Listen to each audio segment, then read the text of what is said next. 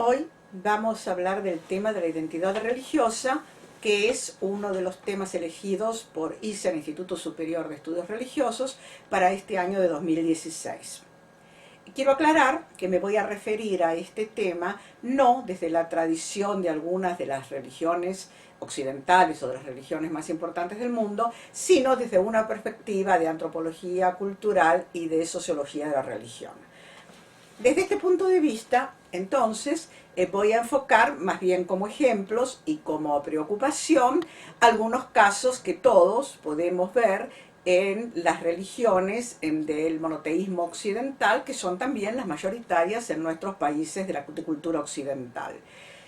Desde el punto de vista que quiero enfocar, o sea, desde una antropología cultural, considero que el problema de la identidad religiosa que vamos a visualizar más en concreto está íntimamente conectado con el problema de la identidad en general. Asistimos, según mi concepto, a un proceso que yo podría denominar de identificación débil o de identidad débil. ¿Qué quiero decir con esto? Quiero decir que hay identidades que podríamos calificar de fuertes porque son claras, porque son precisas, mientras que hay identidades que no presentan esta característica y a este tipo de identidades es a las que denomino débiles. Ejemplos.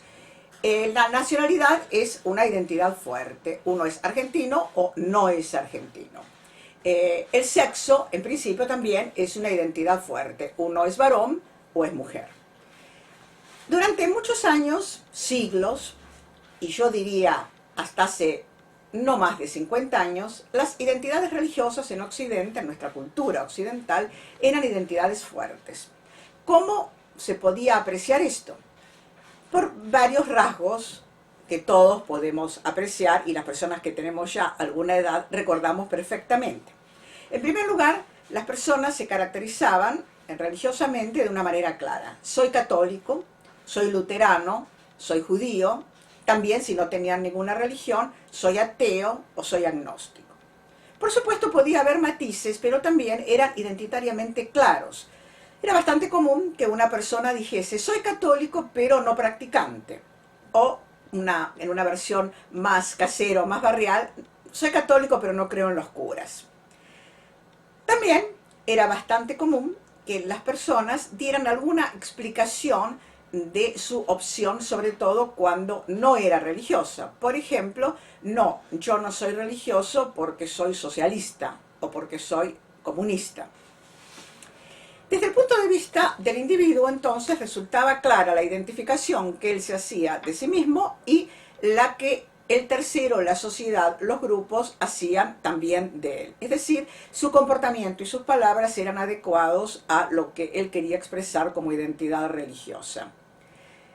Desde este punto de vista también podemos considerar a los grupos de una manera similar a como consideramos a los individuos. Es decir, si un grupo se identificaba como católico, como luterano o como judío, es porque asistía como grupo, como cofradía, como comunidad religiosa, a un templo luterano, a una sinagoga, a una parroquia.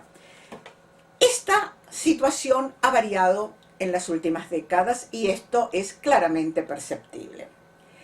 En primer lugar, las identidades declamadas, expresadas por los individuos, en muchos casos ya no son tan claras. Se ponen objeciones o matices que desdibujan notablemente en la identidad. Hay también un aspecto de indefinición en el sentido de no vincularse voluntariamente a grupos que sí se identifican con una expresión más bien displicente, yo no tengo nada que ver con ellos, o no tengo nada que ver con eso, o eso no me interesa, referido a opciones de liturgia, por ejemplo, asistir a una sinagoga o asistir a una parroquia. Por la misma razón, también se da un fenómeno de una especie de sincretismo que antes era impensable, hace un siglo o hace 60 años, que una persona declara pertenecer a dos opciones religiosas que en principio son diferentes e incluso incompatibles. Es bastante común decir, bueno, sí, yo soy católico y voy a la iglesia, pero también voy a un culto umbanda. Por otra parte, también hay opciones ideológicas que antes se consideraban inconciliables con una opción religiosa que hoy no son vistas así. Es bastante común decir, sí, yo soy marxista, pero solo en economía o en política. Después, en religión, soy cristiano, soy católico o soy judío. Quiero decir con esto que estas mixtiones están configurando un proceso de diversificación de las opciones personales, individuales, algo que en sociología se suele llamar el cóctel religioso, que consiste en que cada persona se arma una especie de religiosidad propia a través de la adopción de algunos elementos puntuales de diferentes religiones o ideologías no religiosas, y con ellas compone su peculiar manera de sentirse religioso, lo que le hace decir, y muy probablemente con toda verdad y con toda sinceridad, yo soy una persona religiosa, pero a mi modo. Este a mi modo constituye una identificación difícil porque este modo es variable, muchas veces no es claramente perceptible por el mismo interesado y mucho menos, por supuesto, por las personas que están en su entorno y que se encuentran en una dificultad grande, a veces sin posibilidad de poder saber qué clase de religiosidad tiene tal individuo. Esto tiene que ver también con el concepto de identidad y cómo este concepto de identidad puede ser entendido. Desde el punto de vista antropológico, la identidad puede considerarse en dos aspectos. Hay un aspecto que yo llamaría de estado, o sea, la identidad entendida como estado. Uno es algo. Y hay otro aspecto de identidad que es entendido como un proceso, el proceso de identificación. Ambos están, como es claro, íntimamente relacionados. En realidad, las identidades surgen de procesos de identificación, sea procesos de autoidentificación, si nos referimos a un individuo con respecto a sí mismo, o procesos de heteroidentificación cuando nos referimos a la identificación que hacen terceros con respecto a un individuo. Que podemos caracterizar, sin mayores pretensiones científicas, pero con una definición que todos podemos entender, a la identidad como la situación en la cual un individuo o un grupo se reconocen a sí mismos como tales a través del transcurso del tiempo y de las diversas vicisitudes de su existencia. Yo me identifico como Celina Lertora porque me identifico con mi pasado a pesar de las grandes diferencias que yo misma percibo entre mi ser niña, mi ser adolescente, etc. Esta identificación es sobre todo un ejercicio de la memoria, pero también de una memoria vinculada a la conciencia y a una actividad de autorreconocimiento permanente que hacemos cuando se nos pregunta algo que tiene que ver con una identificación. Ahora bien, desde este punto de vista también podemos decir que las identidades fuertes, aquellas en que las personas son capaces de identificarse sin ninguna duda y también son fácilmente identificables por terceros, proceden de procesos de identificación también fuertes. O sea, hay una relación entre ambos niveles o ambas situaciones, porque de una identificación débil no puede surgir una identidad fuerte. Pero además creo que tenemos que considerar tres niveles en este proceso de identificación que conduce a identidades fuertes.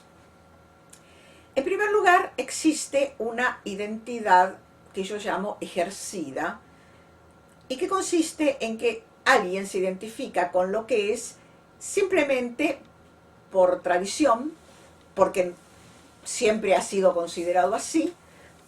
Yo le llamaría una identidad heredada.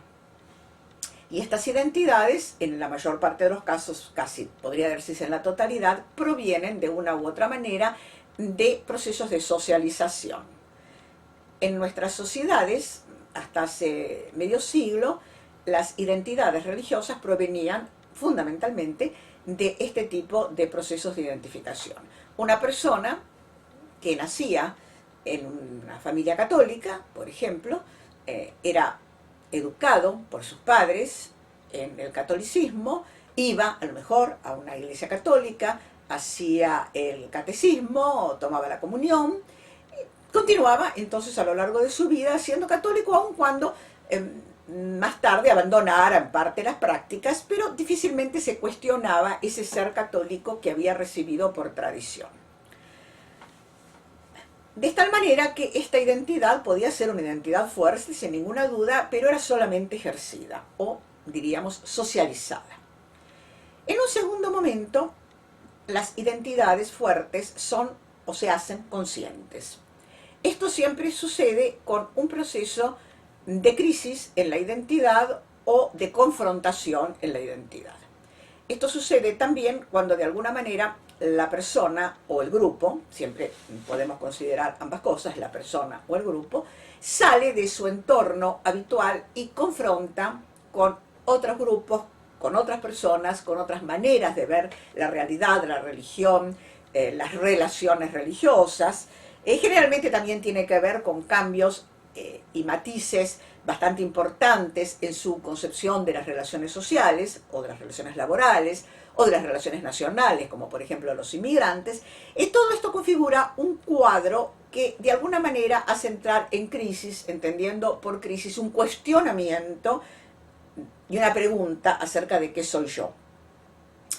Cuando esa pregunta es respondida en el mismo sentido de la identidad heredada o de la identidad anteriormente socializada, por ejemplo, esa persona católica por tradición se enfrenta con otras religiones, con otras opciones ideológicas, culturales, y entonces se plantea qué es ser católico y acepta de una manera explícita y consciente la catolicidad como un rasgo identitario de su personalidad que de alguna manera lo configura más o menos esencialmente, o por lo menos que su cambio o su pérdida significarían una modificación bastante importante en su propia personalidad o en su propia identidad.